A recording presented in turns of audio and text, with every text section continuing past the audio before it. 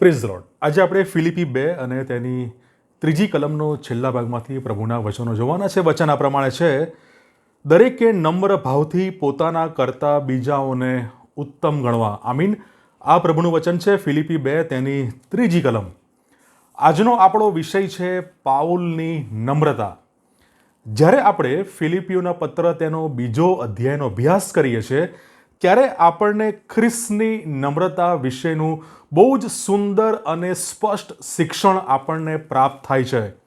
અને શરૂઆતની 1 થી 11 કલમમાં આપણે તે ખ્રિસ્તની નમ્રતા વિશે આપણે જોઈ શકીએ છીએ. પણ આજે આપણે આ શાસ્ત્ર પાઠમાંથી પાઉલની નમ્રતા વિશે આજે આપણે જોવાના છે.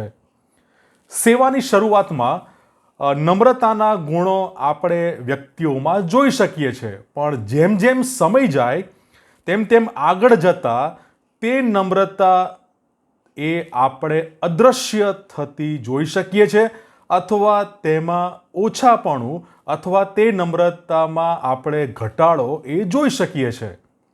પણ જ્યારે આપણે પાઉલનો દાખલો જોઈએ છે, જ્યારે આપણે તેના પાઉલના કિસ્સાનો અભ્યાસ કરીએ છીએ, પાઉલના પાત્રનો અભ્યાસ કરીએ છીએ, ત્યારે એ નમ્રતા એ સમય જતાં વધુને વધુ ઊંડી અને વધુને વધુ એ ખ્રિસ્તમાં જાણે એ વૃદ્ધિ પામી રહી હોય તેવું આપણને જણાય છે. નમ્રતા સેવાને માટે અને વિશેષ ખ્રિસ્તી જીવનને માટે બહુ જ અગત્યની બાબત, બહુ જ અગત્યનો અને મહત્વનો એ ગુણ, અને પવિત્ર આત્માનું ફળ પણ એમાં નમ્રતાનો એ સમાવેશ થયેલો છે, એ આપણે જાણીએ છીએ. જ્યારે આપણે પાઉલની સેવા જોઈએ છીએ, એનો અભ્યાસ કરીએ છીએ, ત્યારે 3 જગ્યાએ એ પ્રેરિત પાઉલની નમ્રતા આપણે જોઈ શકીએ છીએ.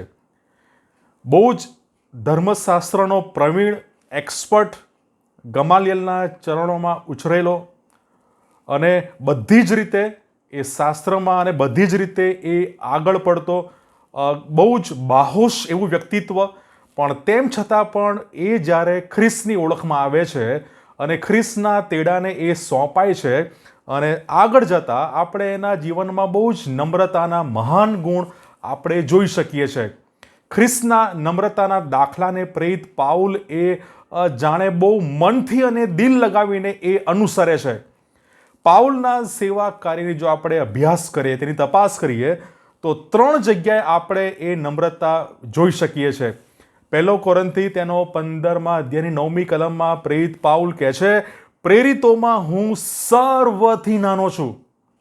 એ કોઈ પણ રીતે ઉતરતો અથવા ઓછો નથી. તેમ છતાં પણ પ્રેરિત પાઉલ 1 કોરિન્થી 15મા અધ્યાયની 9મી કલમમાં કહે છે, પ્રેરિતોમાં હું સર્વથી નાનો છું, બધાથી નાનો છું.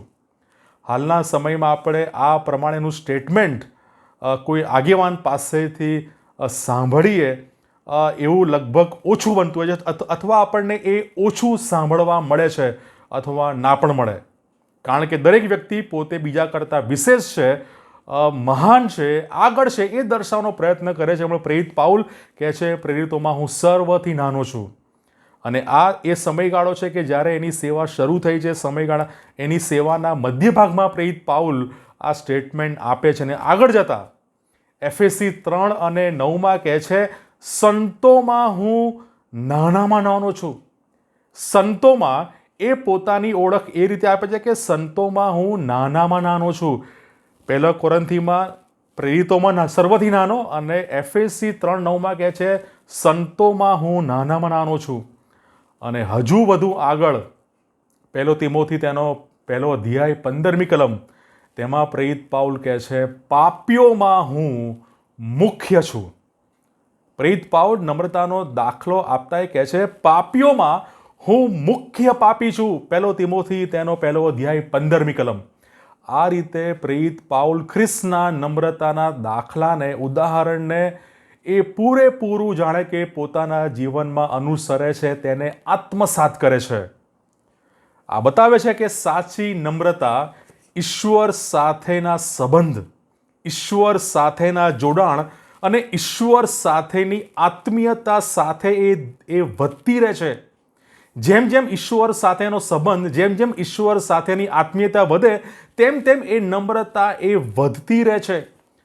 તમે જેટલી વધુ ઈશ્વરની કૃપા અનુભવો છો, તમે જેટલો વધુ ઈશ્વરનો પ્રેમ અનુભવો છો, તેટલી જ વધુ તમે પોતાની અયોગ્યતા એ તમે પોતામાં જોઈ શકો છો. પણ વ્યક્તિને આજના સમયમાં પોતાની અયોગ્યતા જાણે કે એના માટે એ આંખો એ પ્રત્યે બંધ કરી દે છે, દુર્લક્ષ સેવાય છે. પણ જ્યારે આપણે ઈશ્વરની કૃપા અનુભવીએ છીએ, ઈશ્વરનો પ્રેમ અનુભવીએ છીએ, તેમ તેમ આપણે પોતાની અયોગ્યતા વિશે વધુ સભાન બનીએ છીએ. એ આપણી અયોગ્યતાને આપણે પોતે જોઈએ છે. અને આત્મિક પરિપક્વતાનો અર્થ ગહન નમ્રતા છે. અભિમાન નહીં, ઈશ્વરની કૃપા અને સ્વપ્રસિદ્ધિ, સ્વખ્યાતિ તરફ એ નમ્રતા આપણને દોરતી નથી. એ નમ્રતાનો ગુણ આપણને અભિમાન તરફ નહીં, પણ ઈશ્વરની કૃપા અને સ્વપ્રસિદ્ધિ અને એ સ્વખ્યાતિ તરફ એ આપણને દોરતી નથી, પણ એ ઈશ્વરની તરફ, ખ્રિસ્તની તરફ એ આપણને દોરે છે. અને ઈશ્વરની કૃપા એ આપણને કોઈ પણ રીતે સ્વપ્રસિદ્ધિ તરફ દોરતી નથી, પણ એ ખ્રિસ્ત અને ખ્રિસ્તની નમ્રતા તરફ તે આપણને દોરે છે. જેમ યોહાન તેનો 3 અધ્યાય 30મી કલમ એ નોંધે છે, તે વધતા જાય પણ હું ઘટતો જાઉં એ અવશ્યનું છે. અને હાલના સમયમાં સેવામાં, આગેવાનીમાં આ બાબત આપણે બહુ ઓછી જોઈ શકીએ છીએ. કારણ કે દરેક વ્યક્તિ એ પોતે આગળ વધે, એ દરેક વ્યક્તિ એ મહત્વકાંક્ષા રાખે છે. પણ નમ્રતાનો ગુણ એ સેવાને માટે બહુ જ અગત્યનો અને મહત્વનો છે.